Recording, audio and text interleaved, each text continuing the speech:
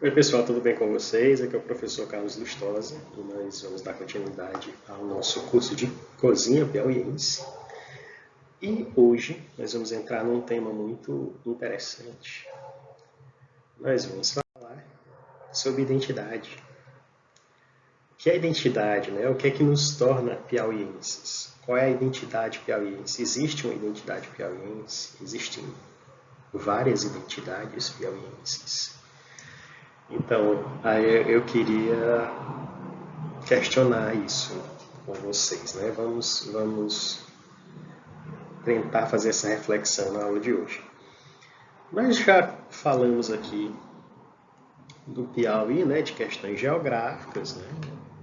Que nós somos um estado que está situado no Nordeste do Brasil, né? O que é o Nordeste, né?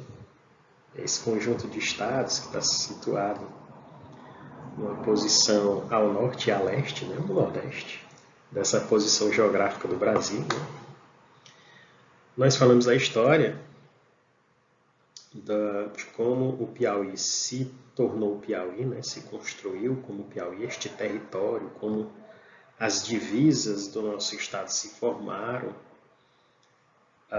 Falamos também sobre a arte, um pouco da arte e da cultura popular do nosso estado, né? E são elementos que podem nos ajudar a entender sobre a identidade piauiense, né? Mas o que é identidade na realidade, né? Segundo este senhorzinho aqui, que eu gosto muito de estudar, de ler os textos dele, que é um sociólogo e teórico cultural, né? Que estuda a cultura, chamado Stuart Hall, ele é um jamaicano, né?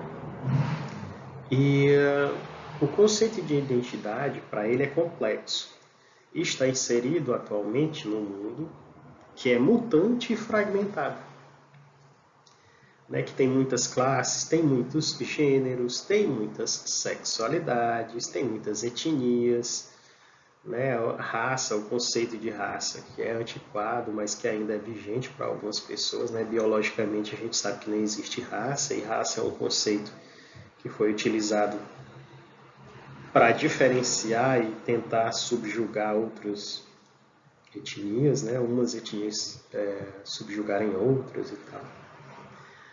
E também está inserido no conceito de nacionalidade, né?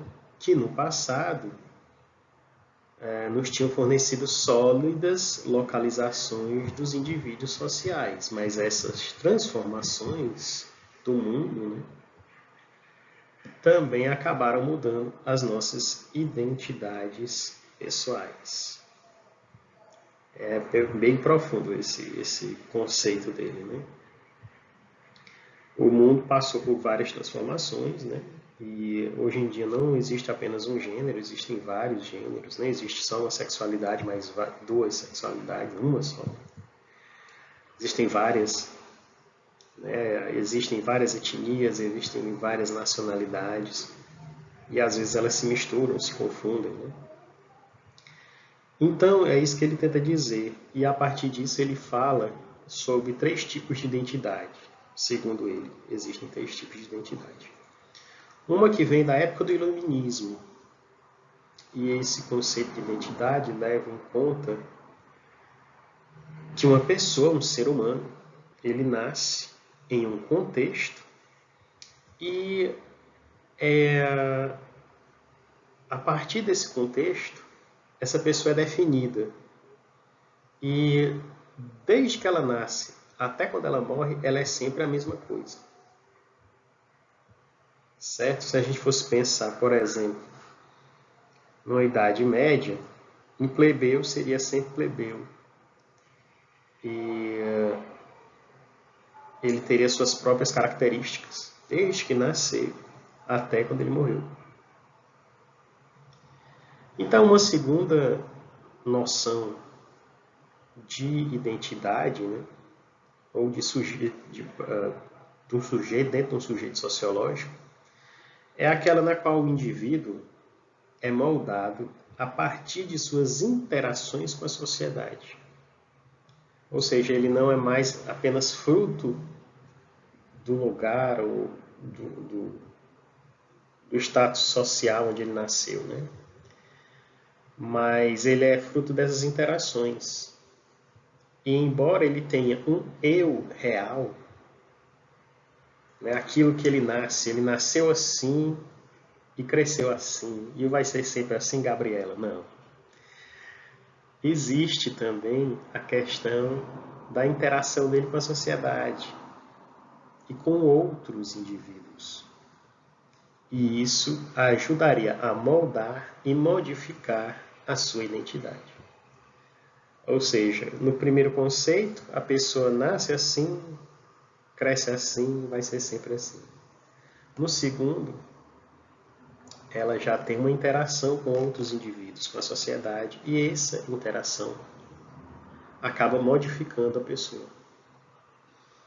E um terceiro conceito, identificado pelo Stuart Hall, é o de um sujeito pós-moderno. Nós estamos vivendo a pós-modernidade, né, historicamente. Então, o sujeito pós-moderno ele não tem uma única identidade, mas tem várias identidades passando por ele. Essas identidades elas não são inteiras, elas não são um conceito inteiro, elas são fragmentadas. E por vezes essas identidades são contraditórias e não são completamente resolvidas. Por isso que a identidade é algo mais complexo, provisório e problemático. A identidade ela não é completamente resolvida, ela não está 100% resolvida. E esse, segundo ele, seria o conceito que mais se adequa aos nossos tempos atuais. Eu percebi, né, que muitos de vocês aí gostam de cultura japonesa, né?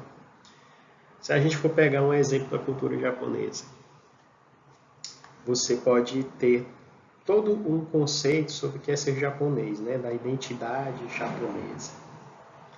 É uma pessoa tímida, que é muito formal, que é cheia de regras, que vive num local cheio de regras sociais, né? Que tem pronomes, né, para chamar as outras pessoas com respeito, né? San, senpai, por exemplo, né?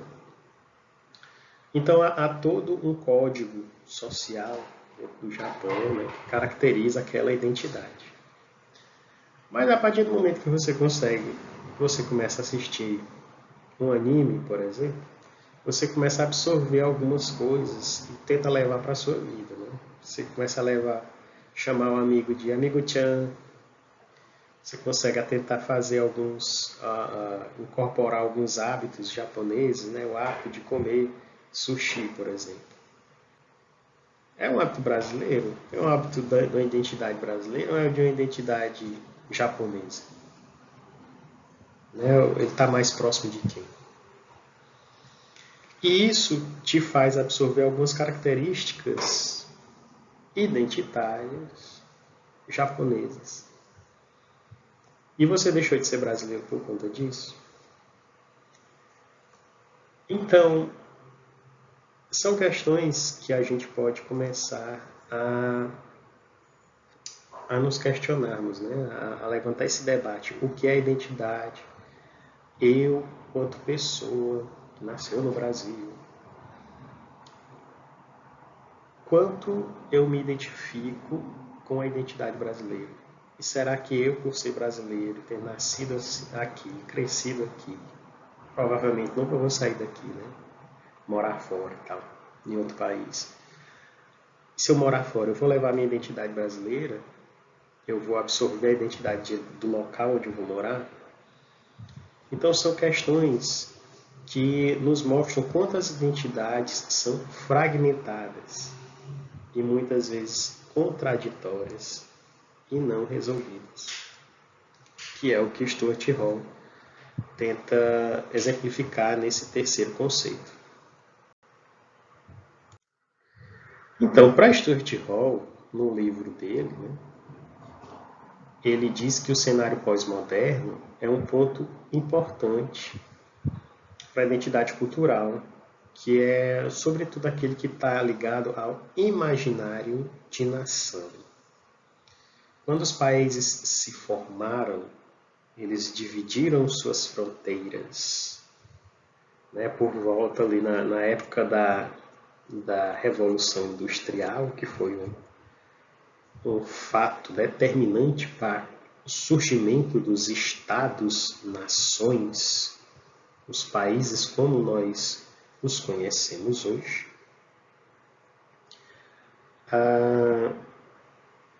Teve-se que criar também essa identidade cultural nacional, né? Então, Stuart Hall diz o seguinte: no mundo moderno, as culturas nacionais em que nascemos se constituem uma das principais fontes de identidade cultural.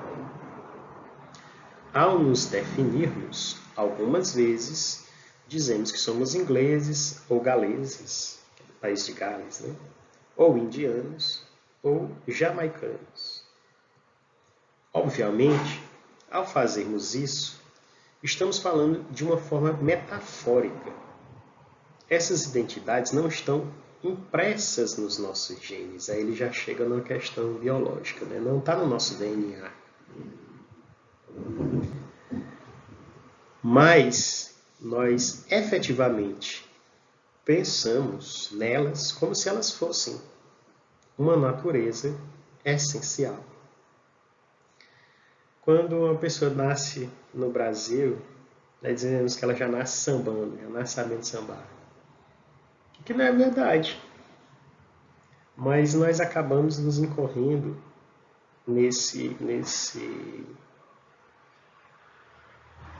conceito, né, de que uma pessoa brasileira já sabe sambar, uma pessoa brasileira já gosta de futebol, uma pessoa brasileira já gosta de feijoada, por exemplo. Mesma coisa a gente pode trazer para um espaço menor, né, que é relativo aos estados, e é onde nós podemos incluir o Piauí, né?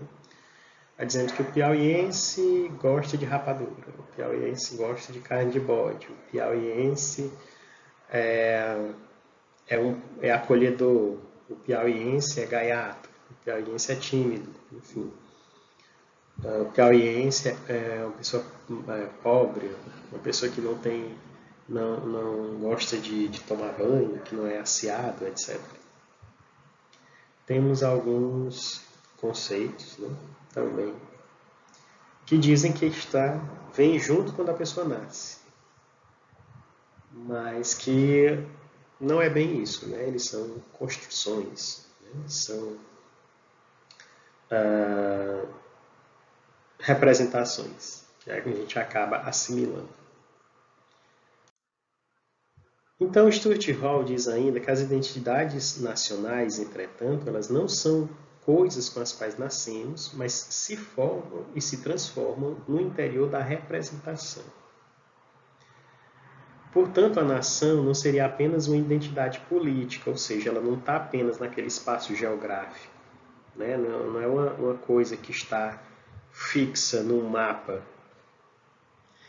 Mas a ideia de nação é construída e ela produz um sentido, né? Todo um sistema de representação cultural. Você tem que criar uma representação, uma imagem, né, para que aquilo seja identificado. Uma nação é uma imagem, uma nação é um conceito, é uma representação. Também, segundo Stuart Hall. Isso significa dizer que o local onde uma pessoa nasce lhe dá uma identidade. Não por ser um espaço físico, né, por ter uma fronteira, no caso de um país, uma divisa, né, mas por todo um sistema cultural e social ligado a ele, certo? Por toda a cultura, tudo que existe, que está relacionado àquele país, a ideia daquele país, no nosso caso, a ideia do nosso Estado, né? Uma vez que as pessoas não são apenas cidadãos ou cidadãs legais de uma nação, elas participam da ideia da nação como representada em sua cultura nacional. Uma nação é uma comunidade simbólica. Voltando novamente para o Japão, né? Quando aquele navio que trouxe os japoneses, esqueci o nome, deixa eu pesquisar bem aqui. Eu não ia falar exatamente sobre isso, mas agora lembrei, vou falar aqui. Só um instante.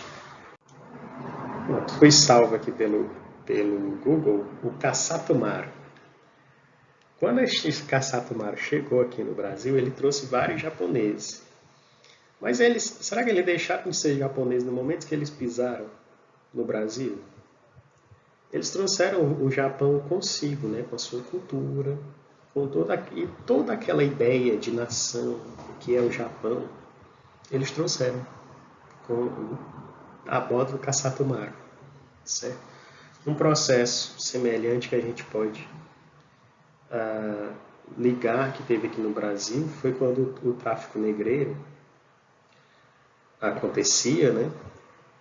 Eles traziam os africanos nos navios, e ao chegar no Brasil, eles faziam eles passarem por uma espécie de portal, né? Que era do esquecimento. E ali, naquele momento em que ele passava por aquilo dali, ele deixava tudo para trás. Ele esquecia o nome, sobrenome. Era uma forma de tentar forçar, né, os africanos a esquecerem sua cultura. Nós sabemos que isso não acontecia de fato, direito, porque você não apaga uma ideia, né, de cultura apenas com um gesto simbólico. Mas você não vai perder sua identidade, né? Você não vai perder suas raízes, entre aspas, quando você passa por um portal, simplesmente. Mas era uma forma de tentar apagar toda essa identidade que os africanos tinham. Então, segundo Stuart Hall, no mundo moderno, as culturas nacionais em que nascemos se constituem em uma das principais fontes de identidade cultural. Ao nos definirmos algumas vezes, dizemos que somos ingleses, ou galeses, ou indianos, né, ou jamaicanos, obviamente. Fazemos isso, estamos falando de forma metafórica, essas identidades não são literalmente no nosso genes, entretanto, nós efetivamente pensamos como se elas fizessem parte dessa natureza, só enfatizando o que eu já destaquei, né? O argumento que estarei considerando aqui, isso Stuart Hall fala no livro dele, é que, na verdade, as identidades nacionais não são coisas com as quais nascemos, mas que são formadas e transformadas no interior da representação. Nós só sabemos o que significa ser inglês devido ao modo como uma inglesidade veio a ser representada. A inglesidade, o termo que ele usa lá no livro original é Englishness, né? Como um conjunto de significados pela cultura nacional. Segue-se que a nação não é apenas uma entidade política, mas que produz sentidos, um sistema de representação cultural, que é o que a gente estava falando, né? Uma pessoa não é apenas um cidadão legal de uma nação, né? Ela participa da ideia de nação, como representada em sua cultura nacional. Uma nação é a comunidade simbólica. E é isso que explica o seu poder de gerar um sentimento de identidade. É por isso que a pessoa que é brasileira, fora do Brasil, ela pode se manter, né, levar o Brasil dentro de si, né, como algumas pessoas dizem, como os japoneses fizeram quando eles vieram aqui. Então, para Stuart Hall, ele, continuando a falar desse lance da cultura nacional, né, tem 5 elementos que contribuem para isso. 5 elementos apunhalando o coração: fogo, a terra, a água é a paixão. Não é Sidney Magal. Mas ele diz, acho que vocês nem vão entender essa piada, gente. Muito, muito novinhos. Então, os 5 elementos que ajudam a construir uma narrativa de cultura nacional são a narrativa da nação, que é contada pela história, as artes, pelos meios de comunicação e a cultura popular, que ficam criando e enfatizando a representatividade, a representação de uma nação. Quando a gente fala, por exemplo, vamos falar do Brasil, mas trazendo também para o Piauí, certo? Fazendo uma equiparação com o Piauí. No Brasil, nós temos a ideia de que o Brasil foi descoberto pelos portugueses, descoberto, entre aspas, pelos portugueses. Nós temos várias manifestações artísticas, né? Por exemplo, aquela ópera O Guarani, né? Que fala do elemento indígena, né? E tal. Temos as culturas populares, né? Os folguedos e tal. E temos uns meios de comunicação que vão sempre repetindo e reforçando toda essa ideia do que é ser brasileiro. Uma coisa também que foi feita pela historiografia. Historiografia é como a gente chama a escrita da história, né? Historiógrafo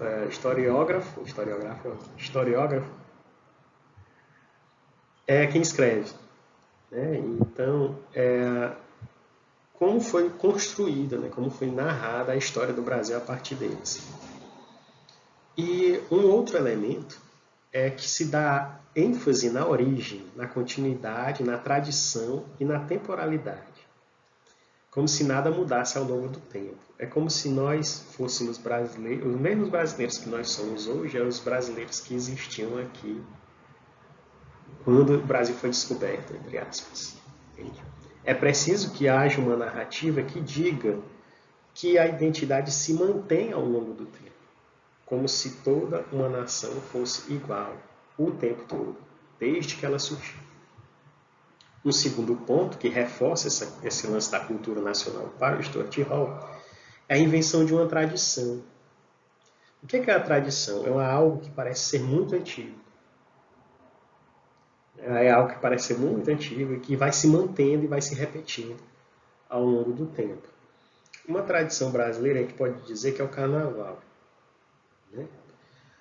E o carnaval, como ele existe hoje, não é um carnaval que existia nem no início do século XX. Não existia desfile de escola de samba, por exemplo, no início do século XX. Há mais de 100 anos atrás. Não existia um grande trio elétrico arrastando multidões em Salvador. O trio elétrico já é mais lá para a década de 50, 60, com guitarra elétrica, né? Quando o Dodô e o Osmar conseguiram ligar uma guitarra deles, né? Uma guitarrinha improvisada, no carro e botaram em cima do carro e saíram arrastando o pessoal. Era como se fosse um curso que existia naquela época, né? Então, mas para isso você precisa ter uma guitarra, que só foi um instrumento criado na metade do século XX, mais ou menos. Precisou de ter uma caixa de som para poder, um amplificador para poder tocar. Então, é uma tradição, mas que não é tão antiga, entende? É uma coisa que você considera uma tradição, mas que não é tão antiga. E é preciso, para essa ideia de nação, que exista isso, né? Algo que pareça uma tradição, que seja muito antiga, que as pessoas nem lembrem, mas acabou indo para o lance do mito, que é um outro ponto que o Stuart Hall cita, né? Que é o mito fundacional, né? É uma história que cria essa nação. No caso do Brasil, não existe algo assim muito definido, né? Porque a nação brasileira foi criada a partir das 3 raças, né? O negro, o africano e o indígena. Como se tudo fosse muito bonito, né? Como se fosse tudo muito simbiótico, digamos, né? Tudo na maior harmonia, na maior paz. E que não foi bem assim, né? Existe esse mito que das construções das nações, né? Que ele é algo que foi sendo construído, é uma coisa muito poética e que vem de um passado muito distante, né? E outra questão que não cabe aqui para o Brasil, né? Mas que cabe para os estados europeus, sobretudo, é a ideia de um povo puro e original, né? Que é um povo que veio e originou uma nação, um povo elegido, especial, que acabou criando, surgindo, fazendo nascer uma nação. Isso aí já pode ser muito bem rebatido, né, como argumento, se a gente for observar, por exemplo, um país como a Espanha, que na verdade não tem uma grande unidade, ainda hoje existem locais, territórios da Espanha que querem sua independência, porque a Espanha na verdade é um amontoado de vários pequenos reinos que se juntaram e acabaram sendo chamados de as Espanhas e depois Espanha, né? Mas enfim, para se criar essa cultura nacional, eles têm que inventar e dizer, não, aqui é tudo um povo só, aqui é uma coisa muito harmoniosa e tal, né? Que no fundo, não é verdade em nenhum país. E falta só um pouquinho aqui.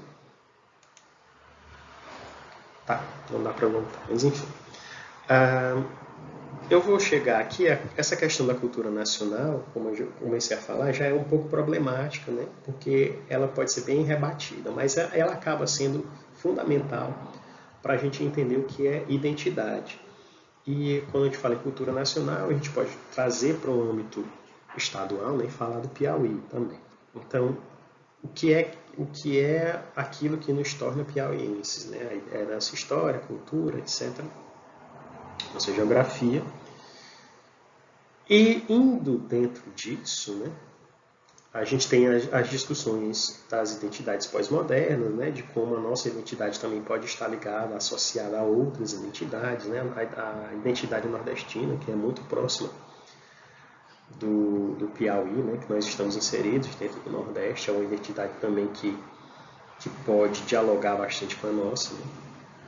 E nós sabemos que o Nordeste não é único, diferentemente do que muitas pessoas podem tentar pensar, né? No Nordeste nós temos sotaques diferentes, nós temos culturas muito distintas, nós temos formas de nos alimentarmos também bastante diferentes, embora tenhamos algumas características geográficas, históricas semelhantes. Né? Nós sabemos que o Nordeste também é muito diferente entre si, assim como o Piauí. Né, também é muito diferente. Né? No norte do Piauí nós temos um sotaque, no sul do Piauí nós temos outro. No litoral nós temos algumas culturas, no centro do Piauí nós temos outras, tem algumas regiões muito ligadas à cultura do gado, outras nem tanto. Enfim, chego falando nisso, né, nessa cultura, nessa variedade da nossa identidade, nós chegamos no estereótipo. O que é estereótipo? Né? Que é, eu vou abordar um pouco, mas eu peguei um vídeo desse cara aqui, que ele é um youtuber gaúcho.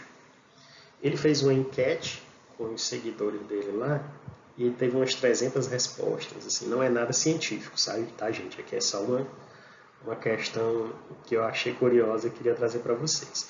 Então ele fala aqui, perguntou para as pessoas o que são as características do Piauí. Os seguidores deles citaram algumas coisas. Né? Eles falaram de sotaque, Nordeste, mato, Teresina, nada. Tem gente que não sabia nada do Piauí.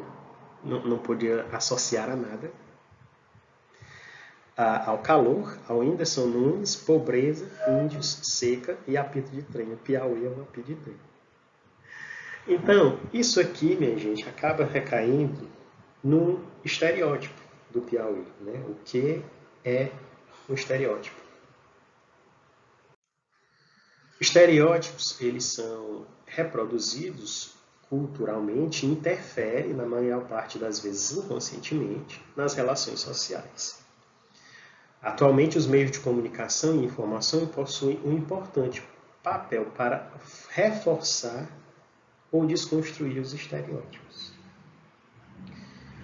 De acordo com o sociólogo Erving Goffman, que é esse senhorzinho aqui, né, o estereótipo se relaciona com o estigma social nos processos das construções dos significados e da interação. Ou seja, o estereótipo ele está relacionado com as relações sociais. Né? A sociedade institui como as pessoas devem ser e se torna dever como algo natural e normal.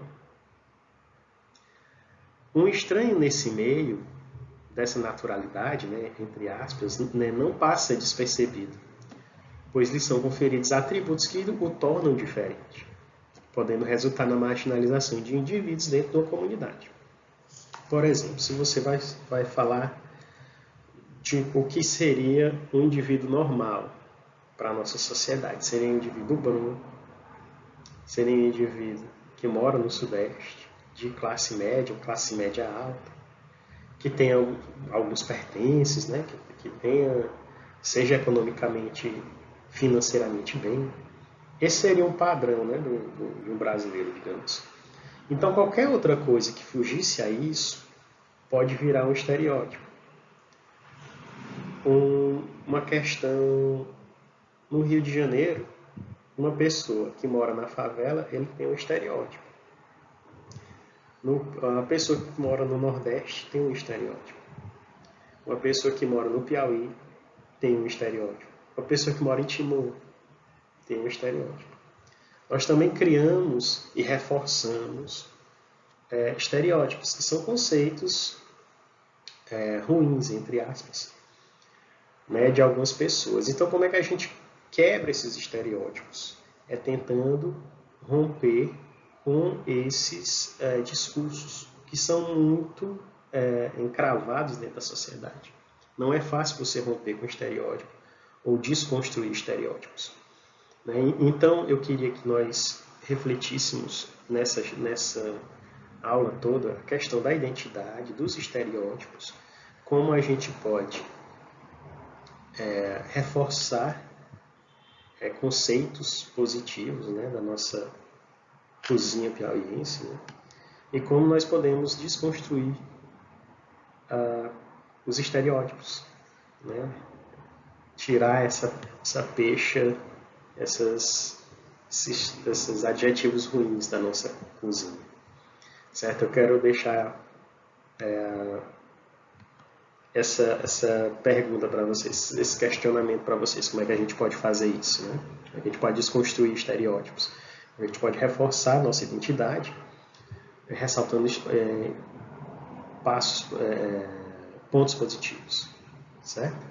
Eu vou deixar para vocês alguns textos, alguns vídeos, por favor, respondam os quizzes, leiam os textos que eu estou deixando, são importantes. Eu vou deixar um vídeo de uma youtuber que ela vai destrinchar mais essa questão de estereótipo bem mais profundamente. Vou ter um quiz baseado no vídeo, são respostas bem pessoais, tá? Não precisa nem fazer pesquisa na internet. Só você assistir o vídeo já dá para ir respondendo, certo? Então, minha gente, a aula de hoje fica por aqui. Nossa, falei bastante hoje, né? E nós nos vemos na próxima aula, certo? Até lá, muito obrigado. Tchau, tchau.